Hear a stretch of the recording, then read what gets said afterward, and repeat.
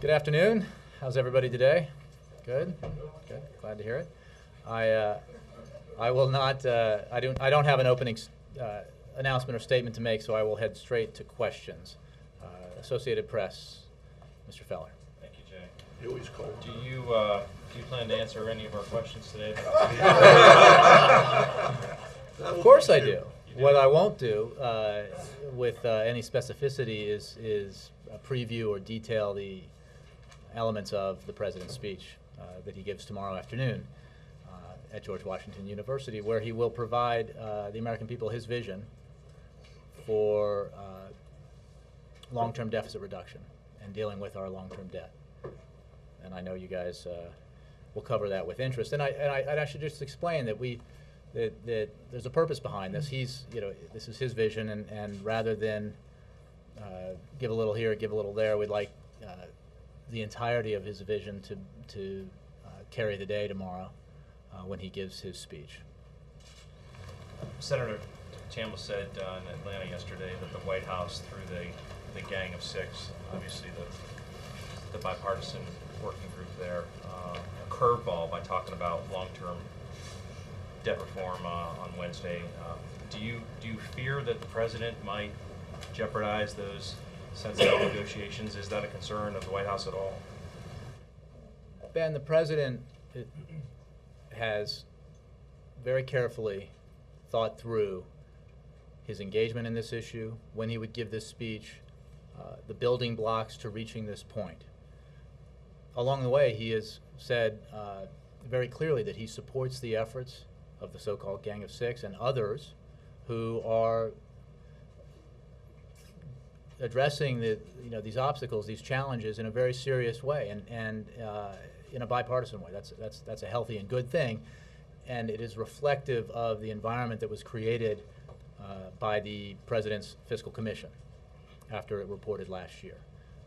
He wants and hopes that the discussion will continue. He has talked very clearly about the need to get this done through a conversation where everyone sits at the table and discusses a balanced way to address our long-term deficit and debt. And he will provide his vision tomorrow and looks forward to working with leaders of Congress going forward from there. You said, excuse me, his vision a couple times. Is that what we should expect, that this is the President's vision, as opposed to aligning himself with the bipartisan commission he tasked or the work on the Hill? Well, what I would say, again, without previewing the President's speech in any detail, is that, and I know it's frustrating, I've been on your side of this podium, and I know it can be frustrating when we're not previewing or giving a lot of details, and there were a lot of stories this morning that were contradictory. Some had the President embracing one plan, another had the President embracing another, and all were written with great authority. One of, some of them can't be true. So, what the President will do tomorrow. If you can clarify. I will clarify. The President tomorrow will give his vision of what, of how we should approach long-term deficit reduction, and it will be his. He obviously has engaged in this issue very deeply and is aware of a variety of ideas and approaches that have been put out there from a number of sources. But the vision that he lays out for the American people tomorrow will be his own. And one last one. What's the relationship between the speech and the debt ceiling vote? The speech and the debt ceiling? We don't believe there is a relationship between the two, and we don't believe, going back to questions I had yesterday, that there should be a link between efforts to address our long-term deficit problem and debt problem and the imperative of raising the debt ceiling, which the President and all the leaders of Congress have said has to be done. It will happen because everyone recognizes the consequences of not doing it, which would be to throw the global economy into chaos, to halt on a dime the economic recovery that we've been experiencing and fought so hard to help foster. This is not an alternative, and we are confident that the Congress will vote accordingly. In the meantime, as the President will amply demonstrate tomorrow, he wants to have this conversation about how we can get our fiscal house in order and how we can take a balanced approach towards reducing our deficit in the long term while protecting the investments which will enable us to grow in the 21st century, which in turn will help us reduce our deficit and debt. Thanks, Jay. Senator Lieberman and even some Democrats have said that they won't vote to raise the debt ceiling unless the President gives them some concrete plans for debt reduction. Is he going to offer that tomorrow? And is he going to offer a specific number for the amount of debt he wants to see? Tricia, I will wait for the President to lay out the specifics of his vision tomorrow, but I will simply say that we believe Congress needs to vote to raise the debt ceiling to avoid a global economic calamity. The President will tomorrow once again demonstrate his sincere commitment to reducing the deficit, to cutting spending, to getting our fiscal house in order. The commitment that he demonstrated through dealing with one of the main drivers of our long-term deficits and debt, healthcare costs, which, as you know, through the Affordable Care Act, will be reduced by $200 billion in 10 years and over $1 trillion in 20. Serious deficit reduction, addressing one of the main drivers of the problem. And which he also demonstrated again just on Friday in the agreement he reached with Speaker Boehner to finance the rest of the fiscal year with the largest nominal discretionary cut in spending in history. Will he demonstrate that commitment by giving the kind of concrete numbers that people seem to be hoping to hear? He will demonstrate that commitment clearly and vividly. Is he going to talk about taxes at all? I will not preview the President's speech, but I will say that the President believes there has to be a balanced approach, that there is no practical way. I'm not going to say more than that. I will not say more than that, but he believes that there has to be a balanced approach, and he demonstrated in his 2012 budget proposal that we need to consider all three legs of the stool when we're dealing with the deficit, and that's entitlements, tax expenditures, and defense spending. Those are and of course with interest, which gets reduced if we reduce the other three. So we need to, the only way to get there in a balanced way, in a way that spreads the burden, that makes sure that it's fair and protects the economy so that it can continue to grow and create jobs, is to look at all of that as you're going forward. And that's what he did, again, in his 2012 budget. So this is not news that he believes that these that you have to look at it this way. The details I'll save for him. Jake. What's the White House's response to critics who say that because of his role in the cover-up of how Pat Tillman actually died and the pain he caused the family of Pat Tillman, that General McChrystal should not be on any sort of advisory committee having to do with military families? Jake, the President feels strongly that General McChrystal is the right person to help lead this advisory committee on this vital issue, on this administration, this President, this First Lady, Dr. Biden all believe, and of course the Vice President all believe is vitally important, because we have now been in a situation where we have had our men and women overseas in wars for a decade, and it's important to do everything we can to remind Americans who aren't directly affected, who don't have a loved one in theater, that there is a need to support those families who do, that this is an effort that should involve all of us, and that's what the initiative is about, and General McChrystal is an excellent choice to help oversee that effort. Is the President aware of the role that General McChrystal played in the cover-up of Pat Tillman's death? Jake, he is aware of, very aware, having worked closely with General McChrystal for some time of the general's resume. Can you talk to us a little bit about the relationship between the CIA and the ISI and the U.S. and Pakistan, given... You want me to talk about the CIA? Okay, let's see if I can get fired. You don't have to. And are there strains between the United States and Pakistan's government right now that are inhibiting counterterrorism efforts?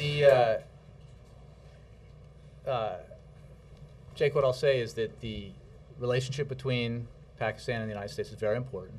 The cooperation between our two countries and governments has been important and continues to this day. We are engaged in a shared goal of defeating insurgents and terrorist groups, and that cooperation continues to this day.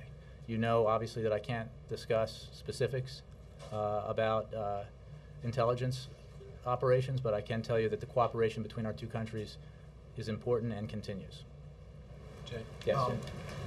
Before, when you were talking about the budget, you said that the White House does not see a link between the debt ceiling and a deficit reduction plan. How can you say that when one leads to the other? The deficit leads to the need to raise the debt ceiling. So how could the two not be linked? Well, that's like saying that every spending bill is linked to the deficit. I mean, that every bill Congress passes that spends money should somehow be linked and to we're in deficit every dollar we spend. Right, but that would be true of every bill that goes through Congress every week. And my point, as you know, I know, is that the raising the ceiling, the debt ceiling, is so important because it involves the faith and credit of the United States government as the most powerful economy in the world, the economy to which the whole world looks for stability. And if Congress were not to do that, the impact would be immediate and severe, as our Treasury Secretary has described and has a plethora of outside economists described. So we know that part, but if it's not linked to a serious deficit reduction plan, won't the whole world be looking and saying they're just borrowing more money? It's like a family taking out another credit card to borrow more money. The point, Ed, is that the commitment shown by this Congress and this President to address the deficit was demonstrated just a few days ago. The President will again demonstrate his commitment to it tomorrow. And the demonstration just a few days ago wasn't just words, it's actions. It was a signed It was $38 piece of billion in legislation. cuts and a $14 trillion debt ceiling. But you're talking about demonstration of commitment and what the world looks at when they see the commitment of this President and this Congress to work together to address this important issue. That will be amplified by the President's speech tomorrow. What is not appropriate, given the consequences and the stakes, is to hold a positive vote on raising the debt ceiling hostage to something else. Because a game of chicken with our economy is a hugely risky affair that will not just be a game of who wins and who loses in the political sweepstakes here in Washington, but will have a catastrophic and direct impact on economies around the world and on Americans here, on their savings, on their interest rates, on their jobs, and on their prospects. So this is simply not something we can mess around with. Last thing, you mentioned the deficit, the spending cuts from late last week. How confident is the White House that this is actually a done deal? There are some people on the Hill saying, well, it's not complete yet, don't celebrate it yet. And the mayor of D.C., as part of your answer, was arrested yesterday, Vincent Gray, and he said, I'm not sure what the White House did in all this, to tell you the truth. It looks like the District of Columbia was essentially thrown under the bus in order to get a political deal. So can you react to him? And also... Well, those are several different questions, but the deal, the agreement was reached. The deal, as I understand it, is moving through Congress and will be signed by the President. And it will result in the largest discretionary spending cut in history, nominal terms. The fact is that the compromise that was reached involved a lot of tough choices, as we've discussed and as the President has discussed. Not everyone got what he or she wanted. The President did not get everything he wanted. He would not have supported this, does not support the provision that concerns the mayor. And he is a firm supporter of D.C. home rule. but in a negotiation, you have to make tough choices, and he fought hard to and succeeded in preventing a strenuous effort by the Republicans to defund Planned Parenthood, to defund access to women's health providers around the country, and felt that that was vitally important and made sure that that was preserved. But tough choices were made, and that was one of them. Chip. Thanks, Jay. On the budget deal, is the president asking or encouraging or expecting Democrats to vote for this eve? Yes, he is. He believes that it's the right thing to do. He believes that it involves tough choices. It is not, as I just described, it is not a deal that appeals in all its aspects to him, or that he expects will appeal in all its aspects to other Democrats. Some Democrats have said just as it does not appeal in all its particulars to Republicans. That's the nature of compromise. What we could not do was allow the government to shut down.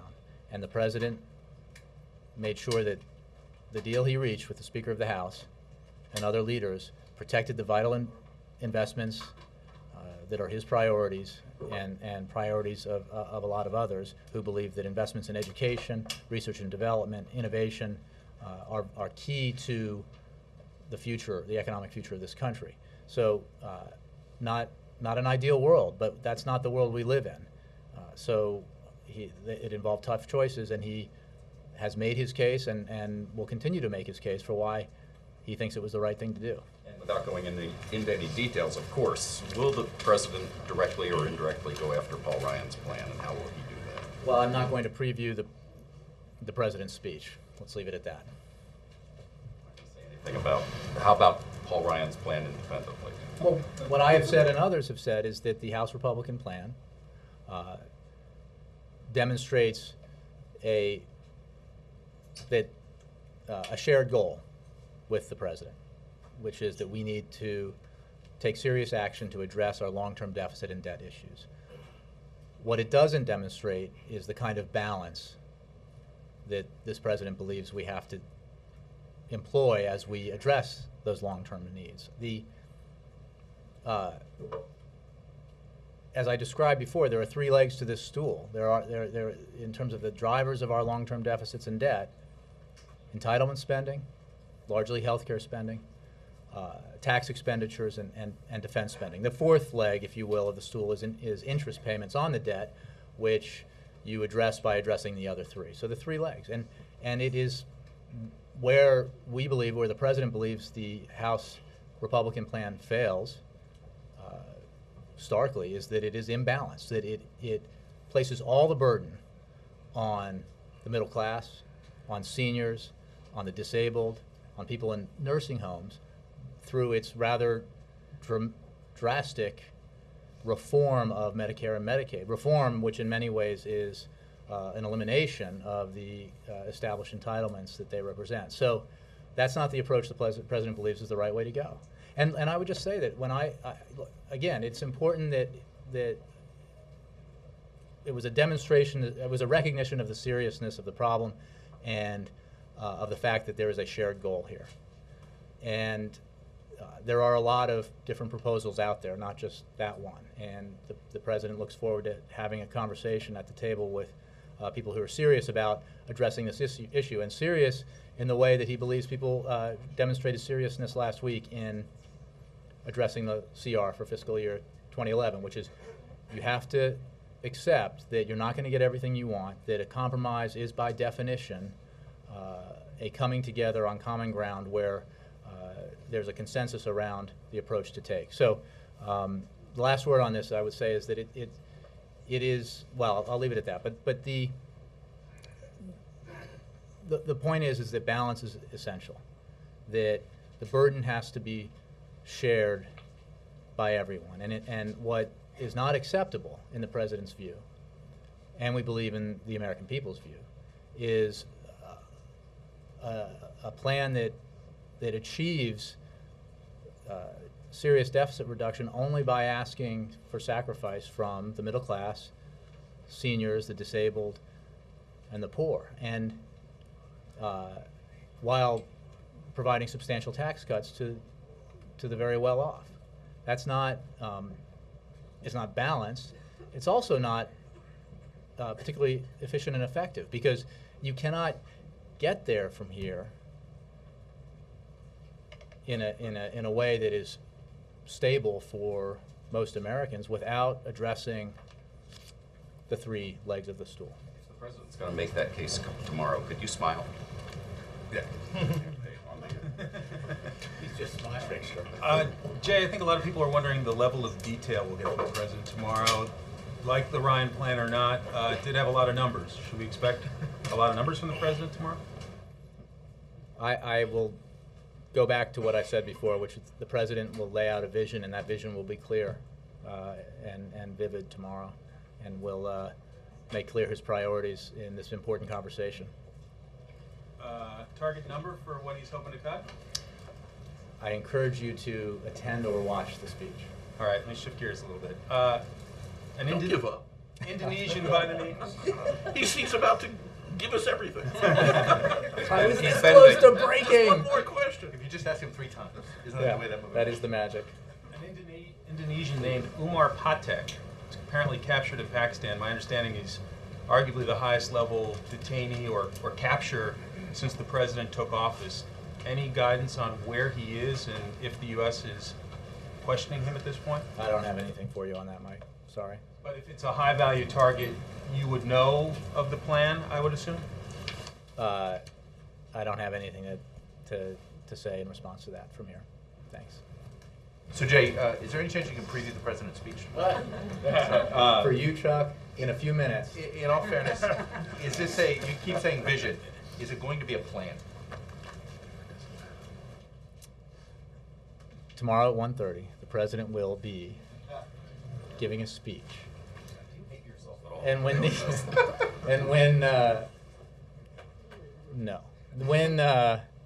when he does, his ideas, his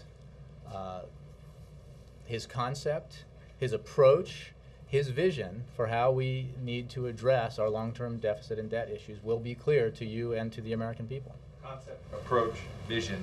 No keyword. No plan. I mean, I'm just why not- are you avoiding? What's wrong with saying plan? Well, is there something wrong with it? I think that you can describe a vision as a plan. I mean, yes. So that's fair. A We plan can describe lays it as out. a plan. Chuck. But I will not then go from there to get into specifics about what that vision / plan / concept will include. Do you plan on briefing congressional leaders before the speech? We have a practice of consulting with members of Congress, and I'm sure they will be kept very up to date on what the president's vision is for long-term deficit Will they be reduction. invited down here to get a preview I don't of have this any tomorrow. scheduled updates for you. Okay. Carol. Where does Social Security fit into this vision that we're talking about? This goes back to the variety of stories we saw this morning about what will or will not be in the speech tomorrow. What the president has said, Carol, and it's a fair question, is that he shares the opinion that has been expressed by a number of folks that Social Security is not the primary culprit or a culprit in our near and midterm deficit creation problems. He does believe, as he said in his State of the Union and elsewhere, that he believes that it would be a good thing to take measures to strengthen Social Security. But again, I encourage you to be patient with me and accept that I'm not going to get into what will or will not be in the speech tomorrow.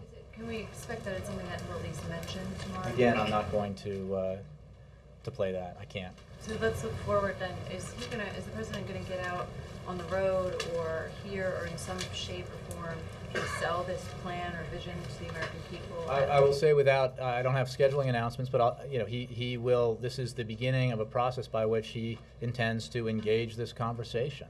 It's an important issue, and it goes beyond giving one speech. He recognizes that it is it's a big deal.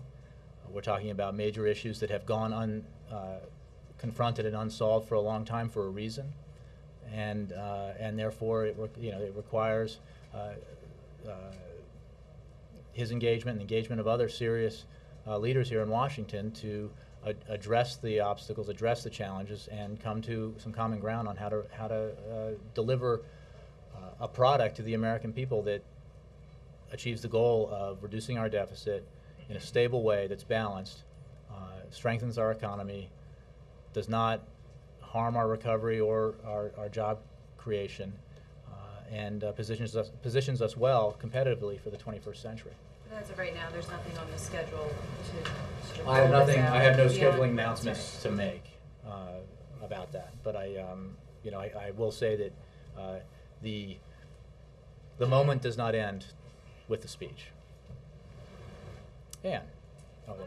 2012, will the president say now that he will not sign a CR at the end of September?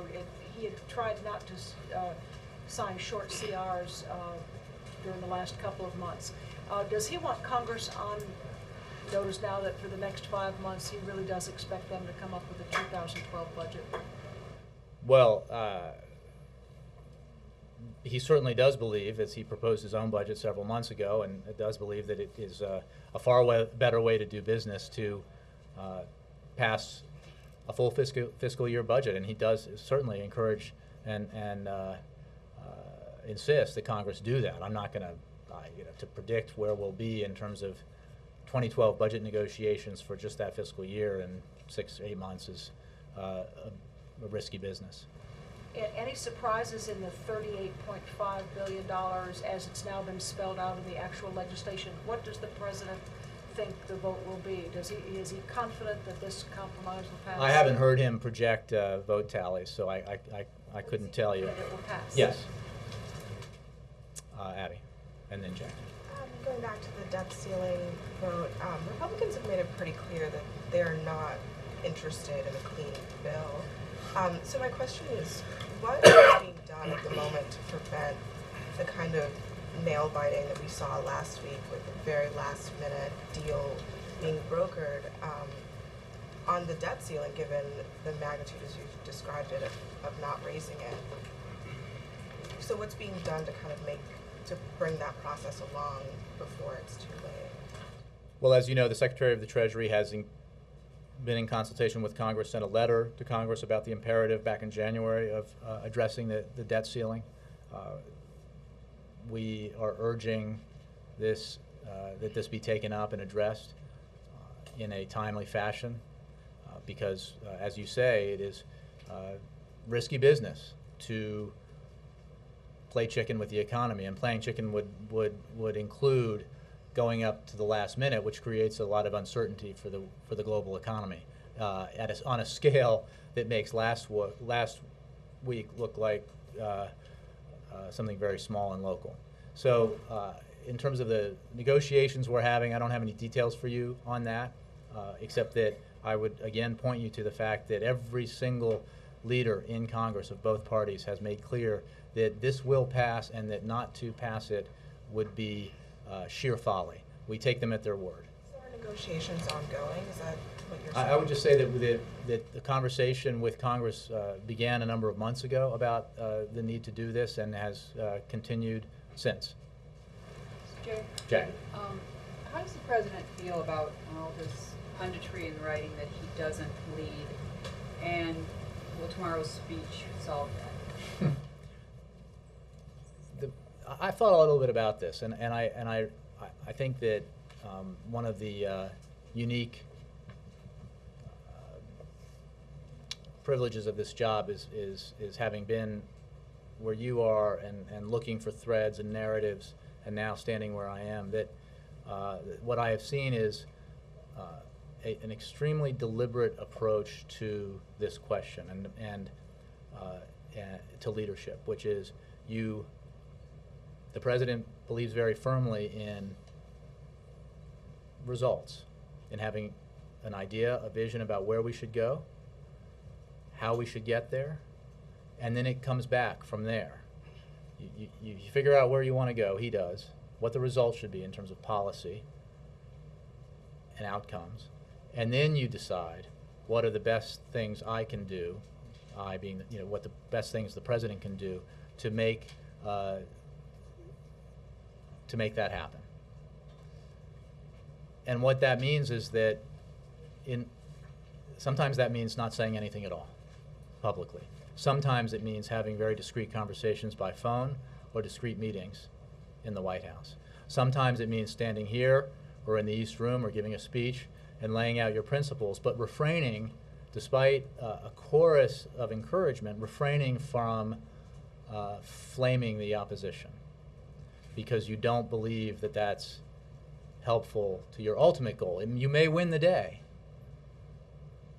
but you won't get done what you think is important for the American people. And I have seen this in my time in this job, and I see now it helps explain to me in more vivid terms the whole process that we've seen this president go through from the beginning when he took office, which is decisions that are hard, controversial, even unpopular, that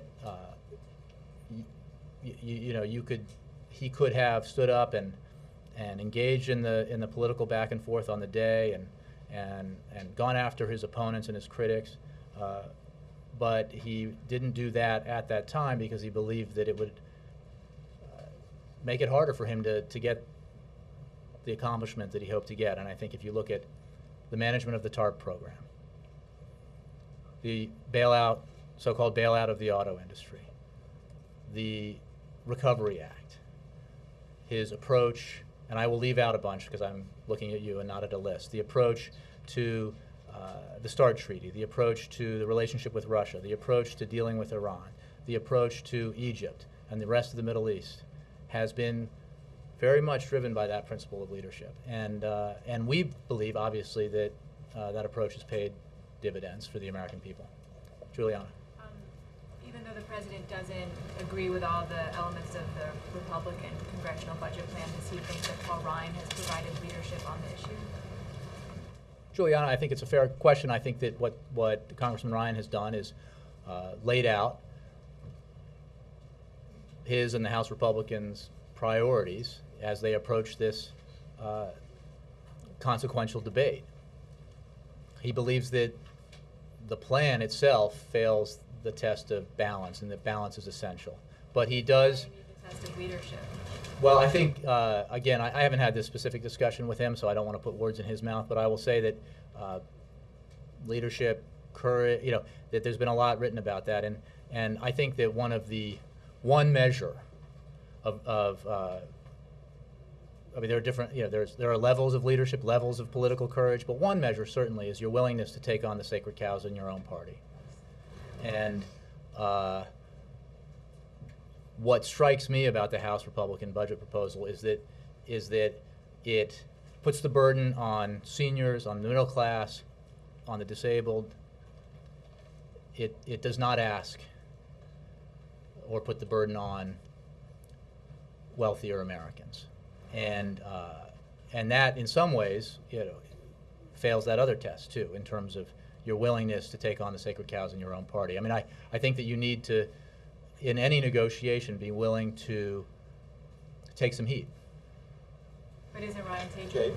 Well, again, I would just note on those principles about the balance you find and what I think when we looked at the Simpson, I mean, if you look at the President's Fiscal Commission, and while the President's made clear and others have made clear, not every line in it is something that he could support, what it did establish in an important way was that all those three things have to be looked at if we're serious about getting from here to there in terms of long-term deficit and debt. Steve. The French and the British seem to be complaining that they're being asked to shoulder too much of the burden on Libya. Does this call into question the idea that NATO could do something like this without the U.S. in the driving seat? We have full confidence in NATO's capacities. NATO is fully capable of and is achieving the goals set out for it and prescribed by United Nations Security Council Resolution 1973. And of course, I would remind you that that resolution makes clear what the goals of the military action are and what they are not. And the President and this administration believes that NATO and the coalition of which we remain a partner is capable of fulfilling that mission of enforcing the no-fly zone, enforcing the arms embargo, and providing civilian protection. Would you like to see NATO members other than the British, the French, and the US do more? I would refer you to NATO for operational details about how NATO should run this mission. We are no longer in the lead. NATO is the lead and is fully capable of executing the mission. May I follow up on Steve's question? Sure. Okay. Today, we learned that Musa, former Libyan foreign minister who is alleged to have been involved in the Lockerbie bombing, has left London to attend a meeting in Qatar, Doha. And this meeting is being chaired by the Foreign Secretary William Hague. What is the administration's view on the British government allowing Musa Kusa to travel so freely to attend these meetings? I don't have anything for you on that. I would point you to the statements that I made before about the actions that we and our allies took to put pressure on those around Muammar Gaddafi to abandon him, and also the fact that the United Kingdom has made very clear that he was not given any kind of immunity in return for leaving the country. Would this administration be adverse? Again, I'm not going to would, could, if. I don't have a comment on that specific development. Let me move around a little bit. April. Thank you. Sorry, Scott was blocking. You picked up a bad habit from the last press secretary. What's that? Anyway, my height has nothing to do with anything around here. Anyway, following up on Ed, what Ed had said about the question Ed asked about Vince Gray. Apparently, council members and the mayor of Washington, D.C. wanted to make their feelings known about how they were portrayed in the budget battle with President Obama allowing for the cuts to happen for D.C. Has President Obama reached out to Vince Gray and some of the council members because they are very concerned? This is the host city of the White House. Of 80% of the government, Washington's 80%, I believe, of Washington, D.C. is federal land, federal buildings. So why not talk to Vince Gray? The president has. Well, I don't know that he hasn't or that he won't. My point still stands that this was a tough decision. The president is a firm supporter of D.C. home rule and continues to be that. And the choices that had to be made in this negotiation were not easy ones. And he's made that clear. I've made that clear. But again, he supports D.C. home rule and understands the importance of it to the residents of the District of Columbia.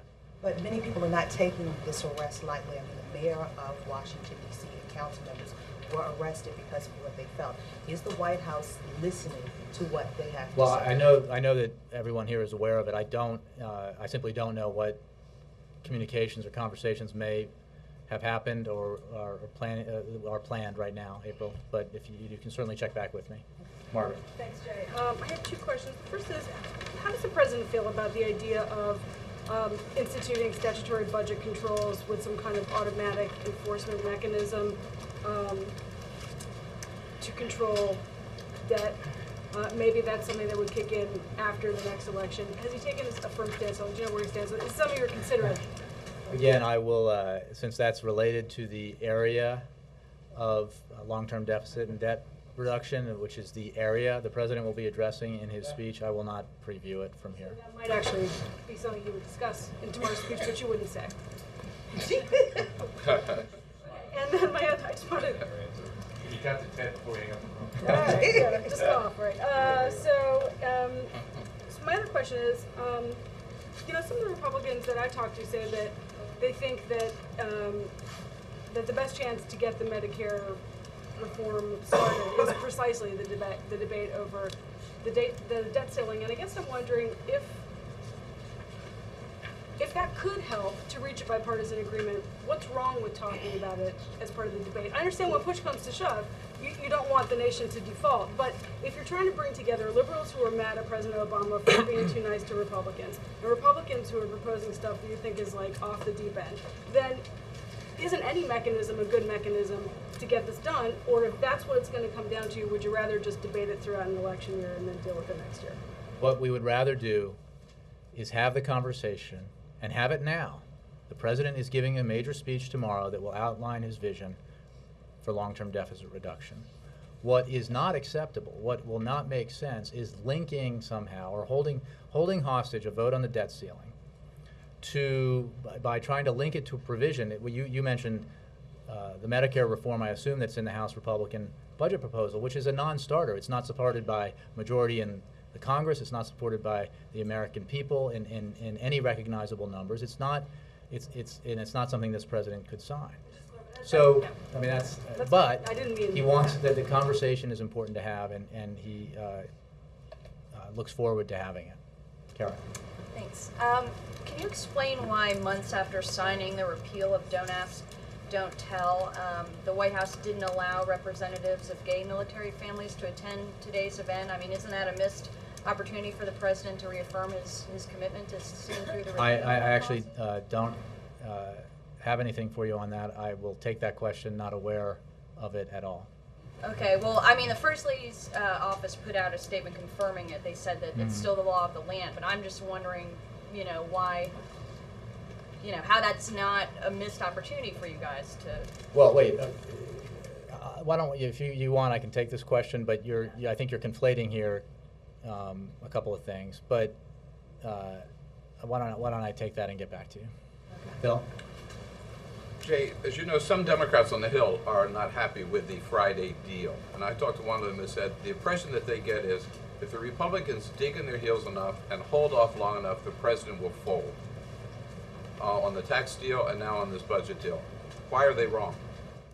Because the president held out and protected his priorities. He negotiated firmly and made sure that investments in education, investments in research and development, investments in infrastructure, the keys to our economic future were protected, and prevented the passage of unacceptable so-called riders that would have attempted to defund the Affordable Care Act, defund family planning and women's health clinics, and numerous other unacceptable measures. So the reality is that a negotiation involves a compromise, and a compromise, especially when you have a divided government like we have. And there is no question, if the point that either Republicans on this side or Democrats on that side want to make is they didn't get everything they wanted, we concede the point. But they got 80% of what they wanted. They got $80 billion. That is a fallacy. Bill, that's a fallacy because it assumes that every dollar in spending cuts is a victory for Republicans and a loss for Democrats, and that's actually wholly inaccurate. As you know, you've been around long enough to know.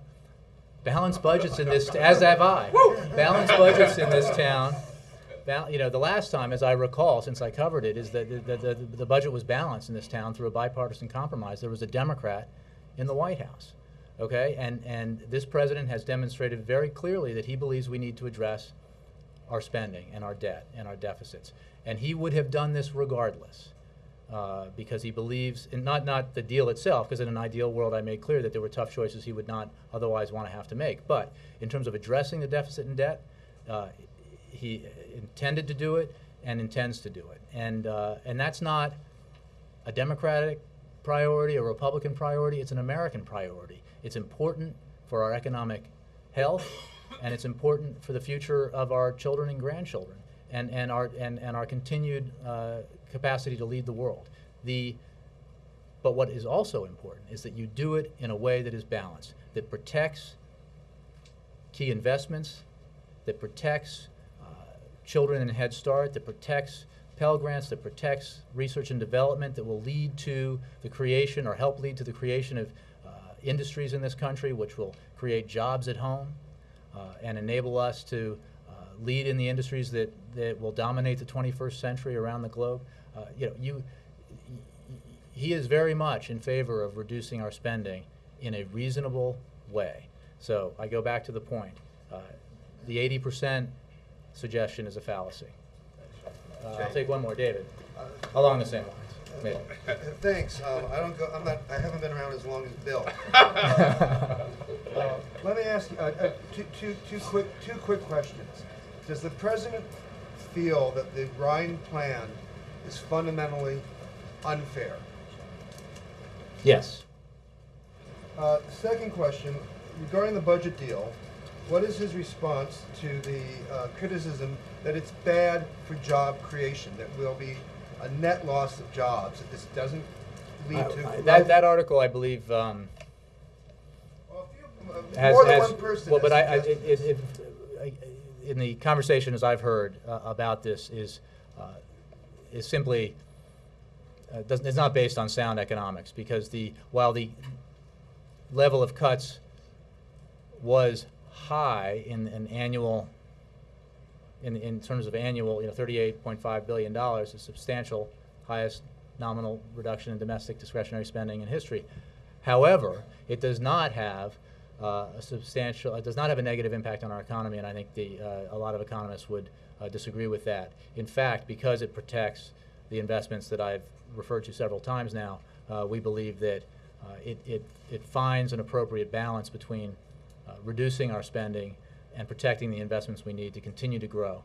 The highest principle the President took into this negotiation was that we must not do anything that harms our recovery, that harms our capacity to create jobs, because we've clawed and scratched our way out of the deepest recession since the Great Depression, and we should not do anything that harms our ability to continue to climb out of that hole, grow the economy, and create jobs. Thanks, guys.